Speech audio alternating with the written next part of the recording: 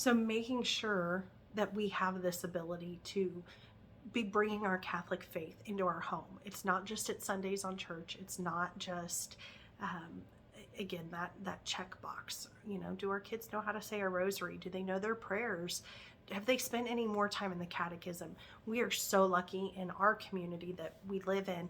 Our kids get religion during the day at school, and we're not even in a Catholic school. And I'm so grateful because I think we have a great group of women and men that are out there teaching our children. And it's more than just the run of the mill, like go through the motions type thing. And I think that's just so important.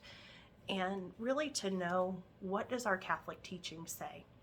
And I think part of our duty as parents is we have to understand that as well. And so again, are we growing in our faith? Are we continuing to learn in our Catholic teachings rather than what we went through how many years ago when we went through catechism or we went through Catholic school? And that's just such an important thing to have at home. So with all of that, this is going to be a little bit shorter of a week, but I'm going to go through our reflection questions. There's a lot to unpack here. So I just want you to really think about this chapter. Think about how you use social media. Is it something that frustrates you? Is it something you get joy from? What more could you get out of it that's in a positive light? Or maybe it's just shutting it off altogether, which is completely fine. Maybe you go on a fast and you just you go down to one channel, or you get rid of it altogether. I know there was a point in 2020, I was so fed up with everything, I just shut it all down.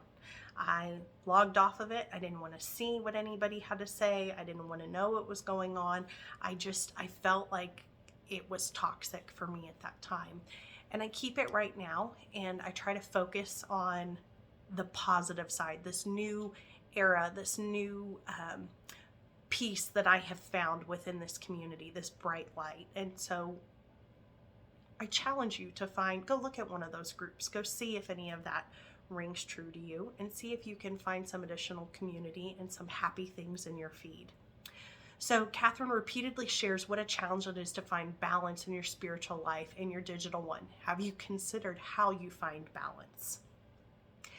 What do you consider as a definite yes and a definite no when it comes to parenting your children in the digital age? Do you guys set boundaries in your household? Have you and your spouse talked about that? Are you guys on the same page of what you think and how you want to handle those conversations with your kids? What mistake did you make online that you wish you could undo? What did you learn from it? I always feel like, thankfully there's an edit and a delete button, but there's still a digital fingerprint out there. Who is the person you look to for guidance in the digital sphere? What traits do they possess that you'd like to foster within yourself? Maybe there is a community that you've already followed and that you are gaining so much information from. And please put that in the comments. If it's, a great resource that we can all gain from, please share that, because again, knowledge is power.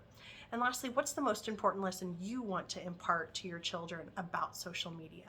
So what is that stamp you want to leave for them?